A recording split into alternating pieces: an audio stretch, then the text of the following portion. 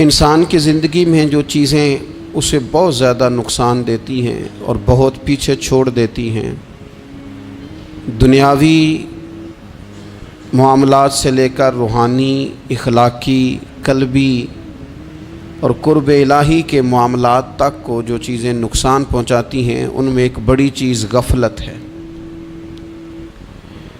ایک لفظ ہوتا ہے جو ہمیں اکثر سننے کو ملتا ہے کہ آپ کی توجہ نہیں ہے۔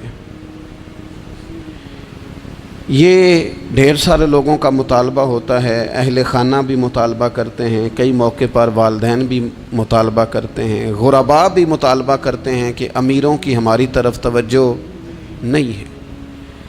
اور یہ بڑی لازمی سی بات ہے کہ کسی چیز پر جب توجہ رہتی ہے تو وہ چیز بہتر ہو جاتی ہے، اور جب عدم توجہی کا لوگ مظاہرہ کرتے ہیں تو وہ معاملہ خراب ہو جاتا ہے۔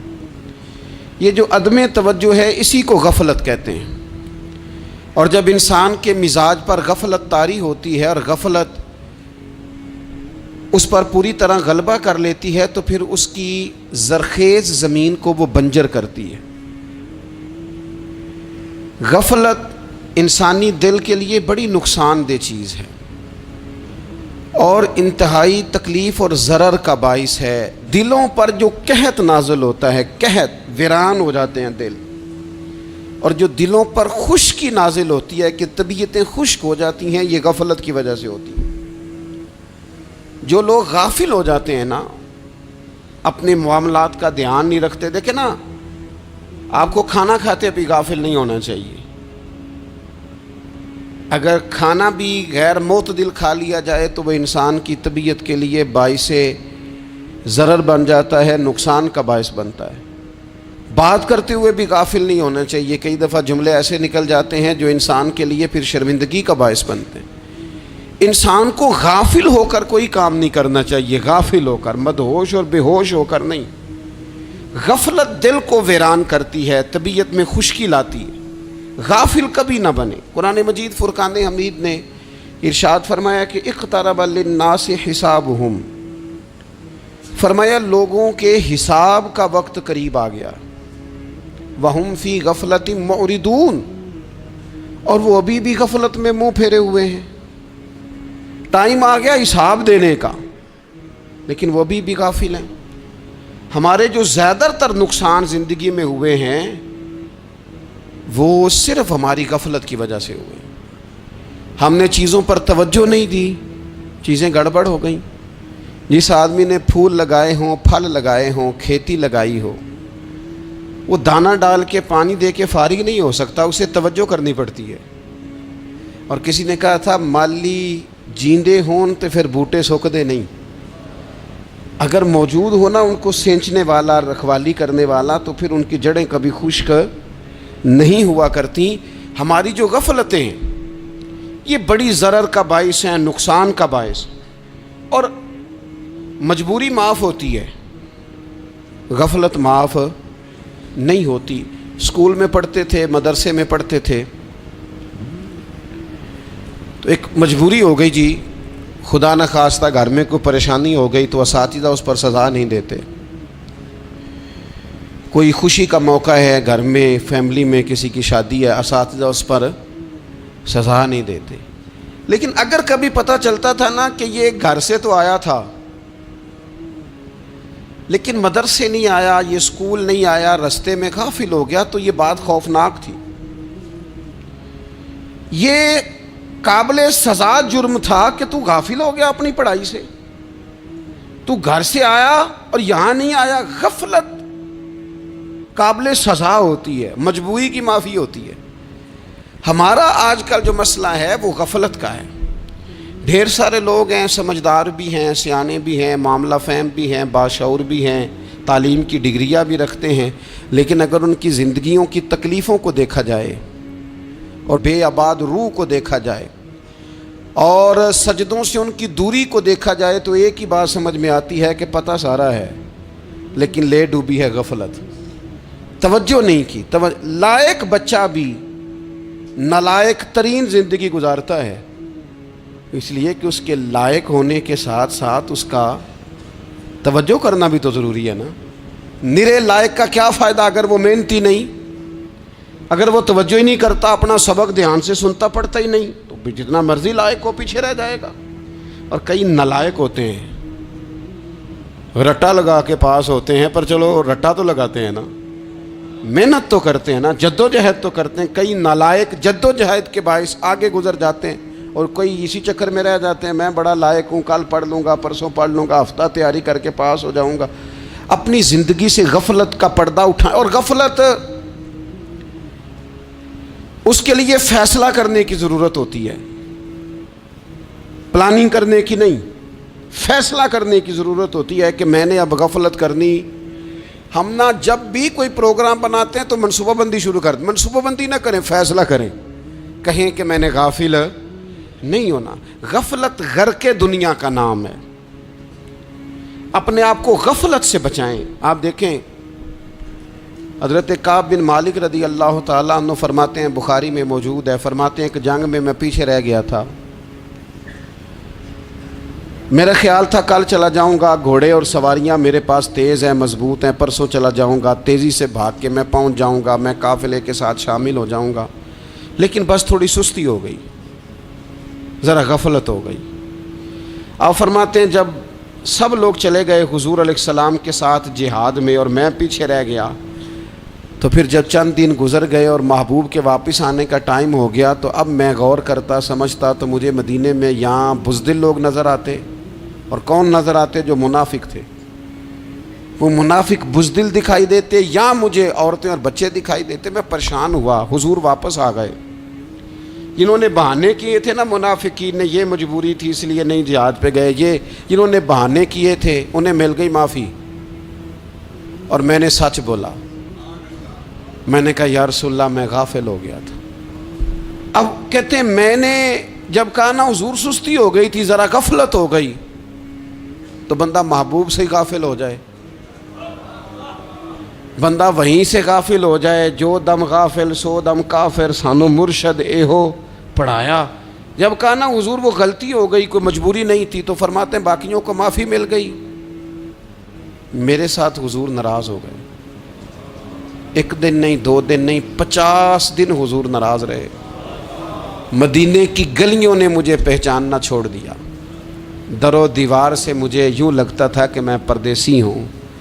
फरमाते हैं मैं मस्जिद में आता था, मैं जब महबूब को देखता तो हुजूर रुख अनवर फेर लेते, और मुझे पता था जब मेरा चेहरा इधर उधर होता तो फिर करीम रहमत की नज़र फरमाते। फरमाते हैं 50 दिन मुसलसल। फिर मुझे हुक्म हुआ कि बीवी भी भेज दो, मेके बच्चे भी भेज दो, ननिहाल यानी तन्हा रह जाओ। फरमाते हैं वो मैंने कैदे तन्हाई काटी, लेकिन शुक्र अल्लाह का ये है कि मैं सच्चा था, बस ज़रा भूल गया था, बस ज़रा गफलत हो गई थी। तो फरमाते हैं फिर अल्लाह तबारक व तआला ने मेरे ऊपर फ़ज़ल ये फरमाया कि मेरी तौबा का ऐलान रब ने कुरान मजीद में फरमाया। तो गाफिल ना बने कभी भी। हमारा ना मसला ये है, और आपने नाराज़ नहीं होना, ढेर सारे लोग गाफिल हो जाते हैं, मालदार भी गाफिल हैं, साहिबान इल्म भी इल्ला माशाअल्लाह बहुत सारी जगहों पे गाफिल हैं। जिन लोगों को 4 लोग जानने लग जाते हैं, कोई मकाम हासिल हो जाता है, वो भी बहुत सारी जगहों से गाफिल हो जाते हैं इल्ला माशाअल्लाह।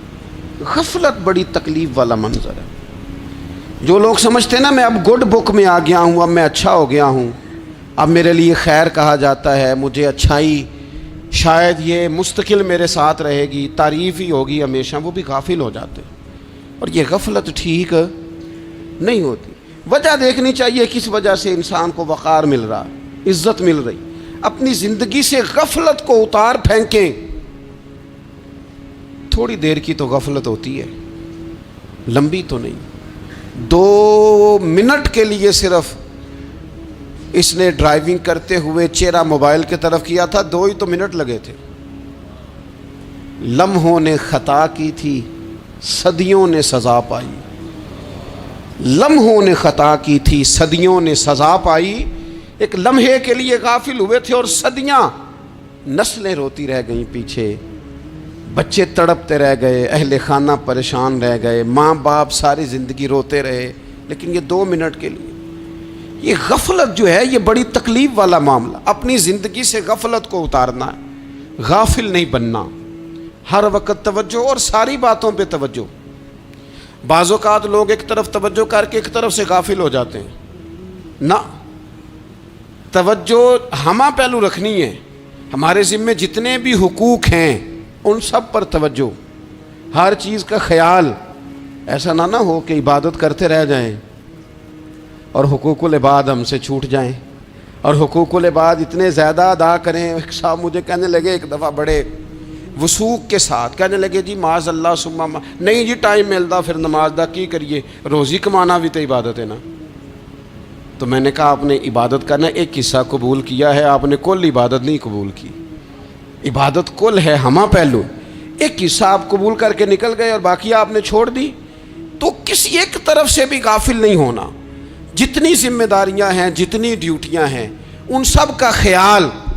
اور جو بڑا آدمی ہوتا ہے، بڑا، گھر میں بڑا ہو، قبیلے میں بڑا ہو، علاقے میں بڑا ہو، ادارے میں بڑا ہو، کلاس میں بڑا ہو، جو بڑا ہے اس کی تو ساری آنکھیں کھلی ہوئی ہونی چاہیے، ایک ایک پر اس کی نظر ہونی چاہیے کہ میری کہاں ضرورت ہے، کہاں مجھے اشک شوئی کرنی ہے، کس کے ساتھ میں نے کس طرح محبت کا رویہ رکھنا ہے، غافل نہ بنے۔ اچھا جی اب کیسے پتہ چلے گا کہ ہم غافل ہیں؟ یہ کیسے پتہ چلے گا؟ آپ کسی بندے سے بھی پوچھ لیں حالات کیا ہیں تو کہتا ہے اللہ کا شکر ہے کبھی کسی کا دل نہیں دکھایا، اللہ کا شکر ہے جی زمانہ ہو گیا 5 نمازیں پڑھتا ہوں، اللہ کا شکر ہے جی۔ کیسے پتہ چلے گا غافل ہیں؟ پہلی علامت ہمارے علماء اور صوفیاء نے غافل بندے کی لکھی ہے۔ اس آئینے میں نے اور آپ نے اپنا آپ دیکھنا ہے۔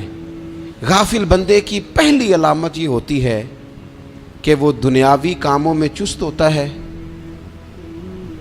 اور اللہ اور اس کے رسول کی فرما برداری میں سست ہوتا ہے۔ یعنی نماز کے وقت تو اسے نیند ستاتی ہے، پریشانی ہوتی ہے، لیکن اگر کسی جگہ مال مل رہا ہو، پیسے مل رہے ہوں، وہاں جانا ہو تو پھر اسے کوئی چیز بھی تنگ نہیں کر۔ دنیاوی کاموں میں چست ہوگا، یعنی ٹی وی کے آگے، موبائل کے آگے وہ گھنٹوں بیٹھا ہوا ہے، اور اگر اسے 25 منٹ قرآن پاک سننا پڑ جائے، اگر اسے 20 منٹ دینی محفل میں بیٹھنا پڑ جائے، اگر اسے کہا جائے کہ تو 20 رکعت نماز نفل ادا کر، دنیاوی کاموں میں چست ہے، دینی کاموں میں، یہ غفلت کی پہلی علامت۔ پھر ذاتی معاملات میں پیسہ خرچ کرنا ہو تو ڈھیر سارا ہے، کسی غریب کی مدد کرنی ہو تو۔ وہ ہمارے ایک دوست ہیں، وہ اکثر کہا کرتے ہیں، وہ کہتے ہیں آج کل کسی سے کہنا فلائی کام میں، دینی کام میں، کسی کی مدد میں کچھ 4 پیسے خرچ کرنے ہیں تو لوگ کہتے ہیں ہاتھ تنگ ہے۔ ہاں کوئی سستا پلاٹ ملتا ہو نا، اور اگر یہ سمجھ آ جائے کہ وہ مجبور ہے بیچارہ بیچنے والا، تو پھر کہتے ہیں میں 2-3 دوستوں کو پھاڑ لے سن۔ ذاتی کاموں میں جب بندہ چست ہو اور دینی کاموں میں سست ہو تو مطلب یہ ہے کہ بندہ غافل ہے۔ پہلی علامت غفلت کی۔ اور غفلت کی دوسری نشانی یہ ہے کہ انسان گناہ کے کاموں کو معمولی سمجھنے لگ جاتا ہے، یہ غافل بندے کی نشانی ہے۔ گناہ کو معمولی سمجھتا ہے، چھوٹا سمجھتا ہے۔ آج کل لوگ کہتے نہیں میں کو اکیلا کر رہا ہوں، ساری دنیا ہی کرتی ہے۔ اور جناب کیا ہو گیا اگر یہ غلطی ہو گئی تو بندے سے ہو ہی جاتا ہے۔ گناہ کو معمولی سمجھنا، چھوٹا سمجھنا، اور کہنا پھر کیا ہو گیا ہے، انسان سے غلطی ہو جاتی ہے۔ آپ دیکھ لیں کہ سینکڑوں بیسیوں گناہوں کا بوجھ ہمارے سروں پہ ہوتا ہے، لیکن کوئی ہمارا دبدبہ ہے، کوئی ہماری گفتگو ہے، کوئی ہمارے جملوں میں خود پسندی ہے، کوئی ریاکاری ہے، کوئی تصنع ہے۔ یہ غافل بندے کی علامت ہے۔ نبی اکرم صلی اللہ تعالی علیہ وآلہ وسلم نے فرمایا مومن اپنے گناہوں کو پہاڑ کی طرح سمجھتا ہے، یہ بخاری میں حدیث ہے۔ مومن پہاڑ کی طرح جانتا ہے اور وہ ڈرتا ہے کہ کہیں وہ پہاڑ اس کے اوپر گر نہ جائے، یعنی کہیں مجھے میرے گناہ کی سزا نہ مل جائے۔ چھوٹے گناہ کو بھی پہاڑ جانتا ہے، یار مجھ سے غلطی ہو گئی، مجھے ٹھیک کر لینی چاہیے، مجھے معافی لے لینی چاہیے، مجھے توبہ کر لینی چاہیے۔ مومن اپنے اوپر گناہ کو پہاڑ کی جانب سمجھتا ہے۔ اور حضور علیہ الصلوۃ والسلام فرماتے ہیں کہ یہ جو فاسق اور فاجر ہوتا ہے نا، اللہ کا نافرمان، یہ گناہ کو مکھی کی طرح سمجھتا ہے. یہ سمجھتا ہے میں نے اشارہ کرنا ہے مکھی نے اڑ جانا ہے. مومن کی علامت یہ ہے کہ وہ پہاڑ جانتا ہے اگر غلطی ہو جائے تو پہاڑ. امام اعظم ابو حنیفہ رحمۃ اللہ علیہ گزر رہے تھے تو بارش ہو گئی تھی اور کوفہ میں کیچڑ تھا, تو آپ نے جو جوتے پہنے ہوئے تھے ان جوتوں سے چلتے ہوئے نا آپ کے پاؤں سے کچھ مٹی اڑی, تو سامنے ایک یہودی تھا, اب اس زمانے میں دیواریں کچی ہوتی تھیں, اس کے دیوار پر جا کے وہ مٹی جو تھی وہ لگ گئی.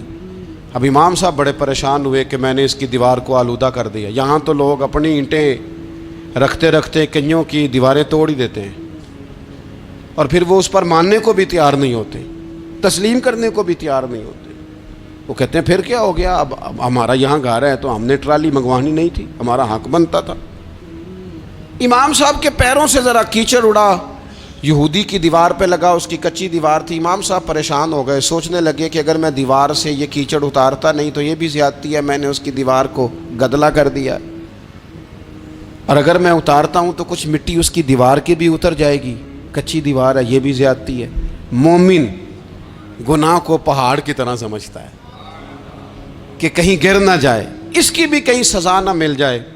امام صاحب نے اس کے دروازے پہ دستک دی, وہ باہر آیا تو اتفاق سے وہ آپ کا مقروض بھی تھا, اس نے پیسے دینے تھے. باہر نکلتے ہی کہنے لگا اوہ آپ تو قرض لینے آ گئے, میرے پاس تو ابھی گنجائش نہیں ادا کرنے کی. تو امام صاحب کہنے لگے تو قرض چھوڑ, وہ میں نے معاف کیا, میرے سے غلطی ہو گئی ہے. میں آ رہا تھا, لکڑی کے جوتے اس زمانے میں کھڑاؤں لوگوں نے پہنے ہوتے تھے, کہا وہ میرے پیروں سے ذرا کیچڑ اڑا ہے, تیری دیوار پہ لگ گیا ہے. اب میں بڑی دیر سے کھڑا سوچ رہا ہوں کہ اگر میں تیری دیوار صاف نہ کروں تو میں نے یہ میلی کر دی, گدلی کر دی, یہ بھی بات درست نہیں ہے, زیادتی. اور اگر میں اسے صاف کرتا ہوں کچی دیوار سے کچھ مٹی اتر جائے گی تو یہ بھی زیادتی ہے. اب تو بتا میں کیا کروں. تو بے موسمہ پھل تھا نا یہ, تو بے موسمہ پھل دیکھ کے بندہ حیران ہو جاتا ہے. جو باتیں روٹین میں نہ ہو رہی ہوں وہ ذرا انوکھی لگتی ہے, بندہ حیران ہو گیا. غور سے امام صاحب کا چہرہ دیکھنے لگا, غور سے چہرہ دیکھنے لگا. اور پھر تھوڑی دیر سوچنے کے بعد کہنے لگا حضور پہلے میں نے دین اسلام کے بارے میں پڑھا اور سنا تھا, آج میں نے دین دیکھا ہے. پہلے میں نے سنا تھا کہ دین اسلام اس طرح کا ہے, آج میں نے دین. ہم نہ پوری دنیا کے کافروں کو دین سنانا چاہتے ہیں, دکھانا نہیں چاہتے. ہم نیک نظر آنا چاہتے ہیں, نیک بننا نہیں چاہتے. ہم نیک نظر آنا چاہتے. نتیجہ کیا نکلتا ہے کہ کچھ عرصے کے بعد پتہ چل جاتا ہے بندہ کس لیول کا نیک ہے, کیا معیار ہے اس کی نیکیوں کا. کہنے لگا حضور پہلے میں نے دین سنا تھا, آج دیکھا ہے. آپ وہ مٹی کی دیوار پر جو کیچڑ لگ گیا ہے, دیوار کو بعد میں صاف کیجئے گا, پہلے کلمہ پڑھائیں تاکہ میرے اندر کا کفر صاف ہو جائے, مجھے مسلمان کر دیں. تو غافل آدمی جو ہوتا ہے نا وہ پھر تیسری بات, جب بندہ بہت زیادہ غافل ہو جاتا ہے پھر اعلانیہ گناہ کرنے لگتا ہے. ایک گناہ پھر اس کا اظہار گناہ. ایک بندہ حدیث پاک میں آتا ہے, ایک بندہ رات کو کوئی غلطی کرتا ہے, اللہ تعالیٰ اس پہ پردہ ڈال دیتا ہے, لیکن وہ سویرے خود لوگوں کو بتاتا پھرتا ہے میں نے یہ کیا, میں نے یہ کیا.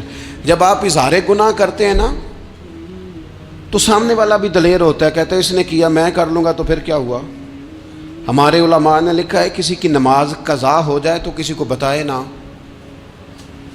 قضا پڑھ ڈالے, اس کا جگہ جگہ ذکر نہ کرے. جب آپ کہیں گے نا میری قضا ہو گئی تو آپ کے ساتھ رہنے والا بچہ دوست سمجھے گا یار اس کی قضا ہو گئی یا تو میری بھی ہو جائے گی تو کیا ہو. گناہ کرنا بھی گناہ ہے اور گناہ کا اظہار بھی گناہ ہے. نبی اکرم صلی اللہ تعالیٰ علیہ وآلہ وسلم نے ارشاد فرمایا میری ساری امت کو معافی مل جائے گی سوائے ان لوگوں کے جو اعلانیہ گناہ کرتے ہیں. یہ بخاری مسلم دونوں میں حدیث موجود ہے. جو اعلانیہ گناہ, جنہوں نے خود ساری دنیا کو گواہ بنا لیا, میں نے یہ بھی جرم کیا, یہ بھی کیا, یہ بھی کیا, یہ بھی کیا, خود انہوں نے لوگوں کے. بہت بڑے غافل آدمی کی علامت ہے کہ گناہ کرے اور پھر اوپر سے اعلانیہ گناہ کرے, اتنا بڑا جرم کرے. پھر چوتھی علامت اگر ہم دیکھنا چاہیں کہ ہم غافل تو نہیں. تو غافل بندے کی چوتھی علامت یہ ہوتی ہے کہ وہ فضول کاموں میں وقت بڑا ضائع کرتا ہے. فضولیات میں ادھر بیٹھے ہیں ادھر بیٹھے ہیں, یہاں گپ شپ ہو رہی ہے, وہاں موبائل دیکھا جا رہا ہے, پھر کچھ ٹائم ملا ہے تو پھر کہیں دور دراز کسی ہوٹل پہ کھانا کھانے چلے گئے, پھر کچھ ٹائم ملا تو چلو نکلتے ہیں ذرا کوئی ہفتہ سیر کر آتے ہیں, یہاں گپ شپ ہے, فلاں کو ڈسکس کر لیتے ہیں, فلاں کے بارے میں بات کر لیتے ہیں, سیاسی تبصرے کر لیتے ہیں, یہ تھوڑی گفتگو ہو جاتی, چلے محلے داروں پہ تبصرہ شروع کرتے ہیں, کون روٹی زیادہ کھا رہا ہے اور کس کے پاس پیسے زیادہ آ گئے, چلو جا کے پتہ کرتے ہیں. حالانکہ یہ پتہ نہیں کرنا چاہیے تھا, پتہ تو اس کا کرنا چاہیے تھا جو بیچارہ کل سے بھوکا ہے. خبر تو اس کی رکھنی چاہیے تھی جس بیچارے کے گھر میں بچوں کے لیے پہننے کو کپڑے موجود نہیں ہیں. اس پر تبصرہ یہ کرتے ہیں کہ یہ محنت کیوں نہیں کرتے, اور اگر کسی پر اللہ عطا کر دے پھر حساب ضرور لگاتے ہیں کہ ذرا معلومات کرو یہ اتنی جلدی آگے کیسے نکل گئے. غافل بندے کی علامت ہے وقت کا ضائع کرنا اور فضول کاموں میں ضائع کرنا اور بلا وجہ ضائع, اور ایسے سوالات کرنا جن کی ضرورت ہی کوئی نہیں, بالکل ضرورت ہی نہیں, کوئی مطلب ہی نہیں. لیکن ہم لوگ وقت ضائع, یہ غفلت کی علامت. غفلت اللہ والوں کی علامت کیا تھی؟ ایک بات انہوں نے زندگی میں لے لی, سیکھ لی, پھر ساری زندگی اسی پہ گزار دی. ان کا ارادہ تھا نا کشکول سیدھا کیا. کچھ لوگ ساری زندگی لیکچر قبول لے کے سن کے پھر بھی سمجھنے کو تیار. یہ غافل دل کی علامت ہے. اس لیے نبی پاک صلی اللہ تعالی علیہ وسلم نے فرمایا دو نعمتیں ایسی ہیں جن میں اکثر لوگ غفلت میں ہیں, ایک صحت اور دوسری فراغت. لوگ بلا وجہ وقت ضائع کرتے ہیں. اللہ نے صحت دی ہے, کسی خیر کے کام میں لگائیں. اگر آپ کے پاس فارغ وقت ہے تو قرآن پاک کو یاد کریں, ترجمہ اور تفسیر سے پڑھیں, محبوب پاک علیہ السلام کی احادیث کو یاد کریں, اللہ والوں کی باتیں سنیں.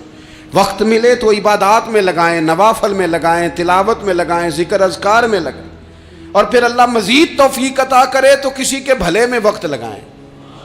گلی سے کوئی کانٹا اٹھائیں, کوئی روڑا اٹھائیں, کوئی کسی کی مدد کریں. لیکن یہ غافل ہونے کی علامت ہے کہ اپنے وقت کو ضائع کرنا. اور پھر اسی طرح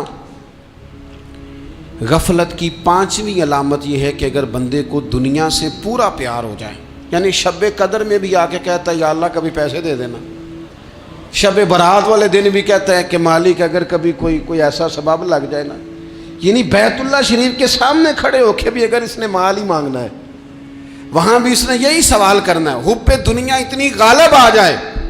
تو یہ غافل ہونے کی علامت. دنیا ضرورت ہے, مقصد نہیں ہے. دنیا کی حاجت ہے, مقصد نہیں ہے. یہ مقصود نہیں.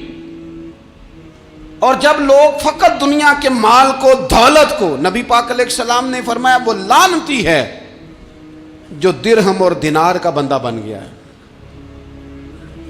پیسوں کا بندہ بن گیا ہے. مل جائے تو خوش ہوتا ہے, نہ ملے تو تکلیف میں آ جاتا ہے. یہ غافل بندے کی علامت. مومن تو وہ ہوتا ہے کہ دولت رزق حلال ضرور کماتا ہے تاکہ کسی کے آگے ہاتھ نہ پھیلانا پڑے, کوشش ضرور کرتا ہے, پر دنیا کو جیب میں جگہ دیتا ہے, دل میں نہیں دیتا. اس کی جگہ جہاں ہے اسے وہاں رکھتا ہے, اسے دل میں جگہ. دل تو ایک ہے, اس میں رب و رسول کو بسائیں گے یا کسی اور کو بسائیں گے. تو حب دنیا یہ غافل ہونے کی بہت بڑی علامت ہے.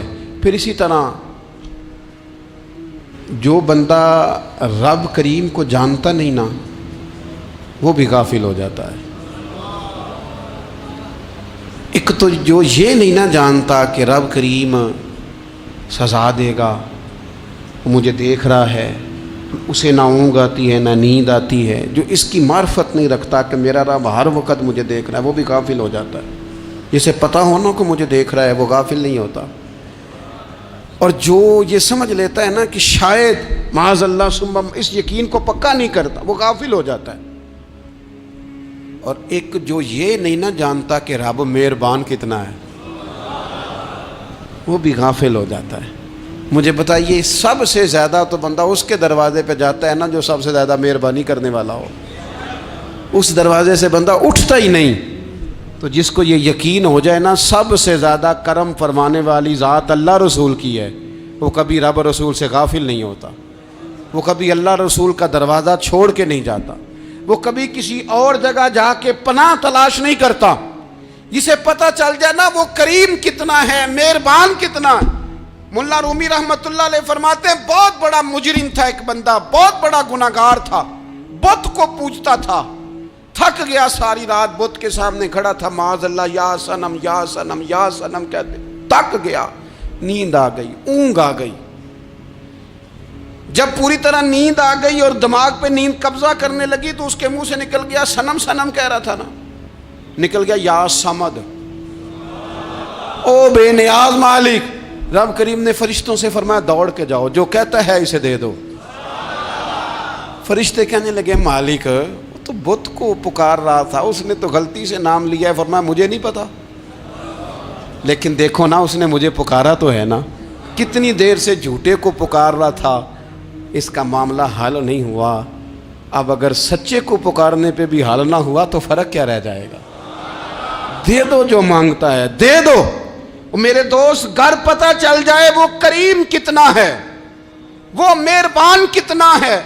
میرے رسول پاک علیہ الصلوۃ والسلام نے تو فرمایا تیری آنکھ سے اگر اس کے خوف سے اتنا آنسو بھی نکل گیا جتنا مچھر کا پر ہوتا ہے، تو جس طرح بھینس کے تھنوں سے نکلا ہوا دودھ واپس تھنوں میں نہیں نہ جاتا، جو اتنا بھی روئے نہ روئے اللہ کے خوف سے، وہ بندہ دوزخ میں نہیں جائے گا۔ تھوڑی دیر کے لیے ڈر جائے اپنے رب سے، آئے تو صحیح۔ عدم معرفت غفلت پیدا کرتی ہے، تو آ تو صحیح، وہ تو کریم ہی بڑا ہے، وہ تو مہربان ہی بڑا ہے۔ حضرت زنیرہ رضی اللہ تعالی عنہ حضور کی صحابیاں ہیں۔ ایام جو مکے کے تھے مسلمانوں پر بڑی آزمائش کے تھے، انہیں بڑا مارا کفار نے، اتنا مارا کہ ان کی بینائی چلی گئی، نظر آنا بند ہو گیا۔ کافروں کی عورتوں نے تانا دیا کہ تو نے ہمارے بت چھوڑے ہیں نا، تو دیکھنا تیری بینائی چلی گئی۔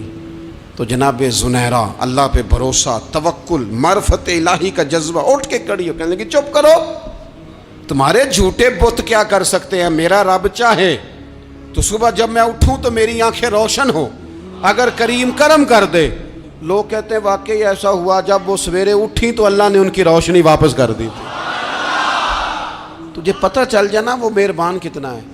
وہ ایک بزرگ تھے تو ان سے کسی نے کہہ دیا کہ اگر آپ کا حساب آپ کے ماں باپ کے ذمہ ہو جائے تو پھر کیسا، پوچھنے کے لیے قیامت میں اگر ماں باپ حساب لیں تو پھر کیسا۔ تو بڑے سیانے لوگ تھے جو دل والے تھے، کہنے لگے نہیں، رب کریم ہی ٹھیک ہے، اس لیے کہ وہ ماں باپ سے کہیں بڑھ کر پیار کرنے والا ہے۔ اگر یہ معرفت مل جائے وہ کریم کتنا ہے۔ اور جب بندہ پوری طرح اس کی بارگاہ میں آ کے تڑپ جاتا ہے نا، مولا میں جاؤں کدھر، تیرا دروازہ چھوڑ کے جاؤں کدھر۔ اقبال کہتے ہیں وہ ایک سجدہ جسے تو گراں سمجھتا ہے، 1000 سجدوں سے دیتا ہے آدمی کو نجات۔ تجھے جگہ جگہ جھکنا نہیں پڑے گا اگر تو صحیح معنوں میں اپنے رب کی بارگاہ میں جھک جائے۔ تو میرے عزیز کوشش کریں کہ اس کی معرفت، اس کا کرم، اس کی عطا اور اللہ تبارک و تعالیٰ کے حاضر و ناظر ہونے پر عین الیقین، حق الیقین حاصل کریں۔ اور پھر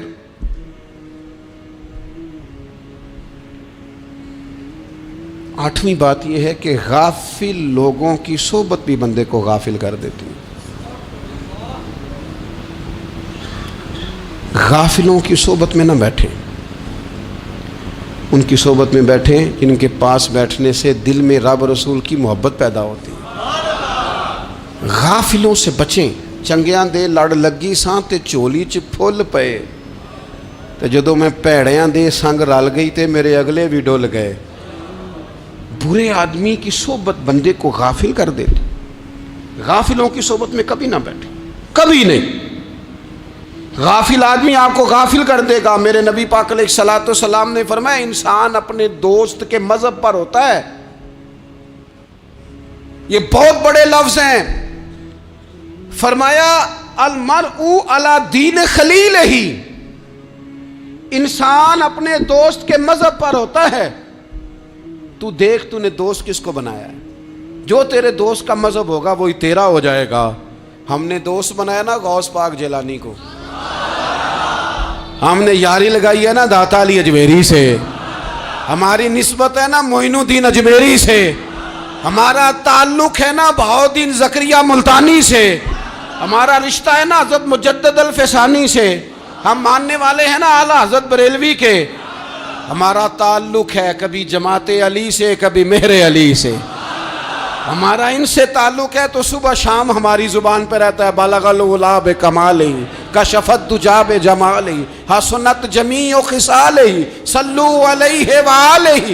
ان سے تعلق جڑا ہے نا تو کئی دفعہ تنہائیاں تڑپا دیتی ہیں اور تڑپ کے کہتے ہیں آج سکھ متران دی ودھیری ہے، آج سکھ متران دی، سکھ کہتے ہیں اڈیق کو، متر کہتے ہیں محبوب کو، اج سکھ متران دی ودھیری ہے، اے کیوں دلڑی اداس گھنیری ہے، لوں لوں وچ شوق چنگیری ہے، اج نینا لائیاں کیوں جھڑیاں، سبحان اللہ سبحان اللہ سبحان اللہ۔ پہلے کہتے ہیں سکھ متران دی ودھیری ہے یعنی اداس ہوں، پھر حضور کے جلووں پہ نظر کرتے ہیں، کہتے ہیں سبحان اللہ سبحان اللہ، ماں اجمل کا ماں احسن کا ماں اکمل کا، اور پھر فوراً کہنے لگے او کتھے مہر علی،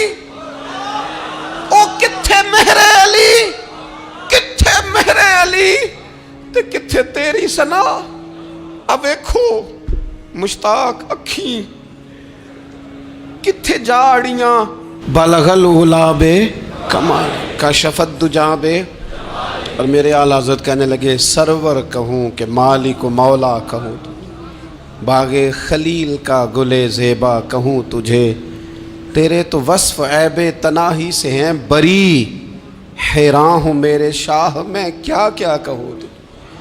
غافل آدمی کی علامت ہے برے لوگوں کی صحبت میں، خبردار ان کے پاس نہ بیٹھنا جن کے پاس بیٹھنے سے تمہارے دلوں میں اولیاء اللہ اللہ کے بندوں کی عداوت پیدا ہو، خبردار خبردار ان کے پاس نہ بیٹھنا جن کے پاس بیٹھنے سے تمہارے دلوں میں حضور کی اولاد پاک کے بارے میں شک پیدا ہو، خبردار اس شخص کے پاس نہ بیٹھنا جو امام حسین ابن علی کے بارے میں کوئی کمزور بات کرتا ہو، بچنا، خبردار اس سے بچنا جو حضور کے صحابہ کے بارے میں بات کرے، بچنا بچنا اس سے، جو سیدنا ابو بکر صدیق کے بارے میں کوئی، دیکھو کیا مقدر ہیں صدیق و فاروق کے، جن کے گھر ہی رحمتوں کے خزینے میں، بھلا کیا کہا نبی پاک، حضور نے فرمایا میرے اوپر جس نے نیکی کی تھی بدلہ دے دیا ہے، یہ جو میرے ابو بکر صدیق ہے نا، ان کو میں اللہ کی بارگاہ میں لے جاؤں گا، کہوں گا مالک تو ہی بدلہ عطا فرما۔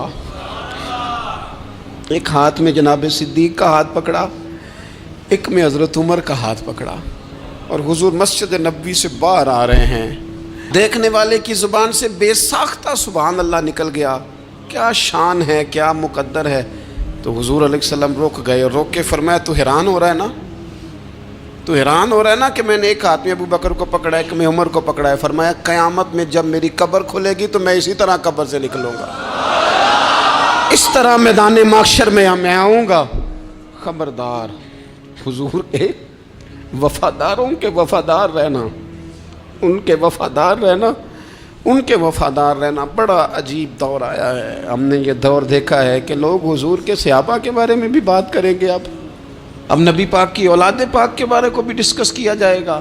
اپنا منہ تو دیکھ، اپنی حیثیت دیکھ، اور پھر وہ بندے دیکھ جن کو اللہ نے چن کے اپنے محبوب کی غلامی کے لیے حضور کے قریب بٹھایا ہے۔ تو بچنا ایسے لوگوں سے، پرہیز کرنا، خبردار عقیدہ ستھرا رکھنا، عقیدہ ستھرا رکھنا، صاف رہنا، پاکیزہ رہنا، غافلوں کی صحبت سے بچنا۔ بڑا ڈرتے ہیں اللہ سے، دعائیں مانگتے ہیں یا اللہ نسلوں میں بھی وہی بندے پیدا فرما جو عقیدے پکے رکھنے والے ہیں، وہ بندے پیدا فرما ہماری نسلوں میں۔ ایک وہ بندہ بھی غافل ہو جاتا ہے جو امیدیں لمبی لگا لیتا ہے، جن کے منصوبوں میں دولت بھی ہوتی ہے، گھر بھی ہوتا ہے، اولاد کا بڑا ہونا بھی ہوتا ہے، پوتے پوتیاں نواسے نواسیاں دیکھنا بھی ہوتا ہے، یہاں بھی گھر وہاں بھی گھر، یہ سیر، یہ سارا کچھ ہوتا ہے، لیکن رب کی بارگاہ میں پیش ہونا جن کے پیش نظر نہیں ہوتا۔ لمبی امیدیں۔ حضرت مولا علی شیر خدا فرمایا کرتے تھے، میں تم پر دو باتوں کا خوف کھاتا ہوں، جو ڈر آتا ہے، ایک یہ کہ تم خواہش کی پیروی کرو گے، جو نفس کی خواہش ہوگی اس کے پیچھے لگ جاؤ گے، اور ایک کہ تم لمبی لمبی امیدیں باندھو گے، اتنے سال جینا ہے، اتنے 100 سال جینا ہے، یہ کرنا ہے وہ کرنا ہے۔ منصوبہ بندی کریں مستقبل کے لیے، وہ بری نہیں، لیکن تیاری رکھیں، تیاری رکھیں، اس بات کا بھی خیال رکھیں کہ اللہ کی بارگاہ میں حاضر ہونا۔ یہ غفلت کی چیزیں ہیں جو بندے کو غافل کر دیتی ہیں۔ جو لوگ اللہ کا ذکر نہیں کرتے وہ بھی غافل ہو جاتے ہیں، اور جو فضول باتیں زیادہ کرتے ہیں نا، ہنستے زیادہ ہیں۔ فَلْيَضْحَكُوا قَلِيلًا وَلْيَبْكُوا كَثِيرًا، قرآن کہتا ہے زیادہ رویا کرو، کم ہنسا کرو۔ نبی پاک علیہ الصلوۃ والسلام سے پوچھا تھا حضرت عقبہ بن عامر نے کہ یا رسول اللہ نجات کس چیز میں ہے؟ تو نبی پاک علیہ الصلوۃ والسلام نے فرمایا ایک تو اپنی زبان قابو میں رکھو، دوسرا فرمایا اپنے گھر میں ٹھہرے رہو، تمہارا گھر تمہارے لیے کافی ہو، فضول نہ نکلو گھر سے، اور تیسرا فرمایا اپنی خطاؤں پہ رویا کرو۔ کثرت کلام اور فضول کلام اور بلا وجہ بندے کو غافل کرتا ہے، دل کو سخت کرتا ہے۔ یہ چند چیزیں ہیں جو انسان کو غفلت میں ڈالتی ہیں۔ اپنے آپ کو ان چیزوں سے بچائیں اور غفلت کو توڑیں۔ آپ کے ذمے، میرے ذمے جو حقوق العباد ہیں ان کا پتہ کریں، جو اللہ رسول کے حقوق ہیں ان کی خبر دیکھیں، ہماری جو ذمہ داریاں ہیں ہم کس طرح انجام دے رہے ہیں اس پر توجہ کریں، اپنے معاملات کو ٹھیک کریں۔ ہم انسان ہیں، کوتاہیاں تو رہ جائیں گی، لیکن جب کوشش کریں گے تو پھر رب تعالیٰ مدد بھی فرمائے گا۔ ایک بات اور کرنی ہے، ایک تو میں نے عرض کیا غفلت کو توڑنا، ایک دوسری بات قرآن مجید کا ایک سبق اور، جب غفلت توڑنی ہے تو پھر لازمی طور پر ایک کام کرنا پڑے گا۔ میں نے یہ عرض کیا تھا کہ پلاننگ نہیں کرنی، فیصلہ کرنا ہے۔ تو فیصلہ کرنا ہے تو کرنا کیا ہے؟ پھر قرآن حکیم نے سورہ بقرہ میں کہا فاستبقوا الخیرات،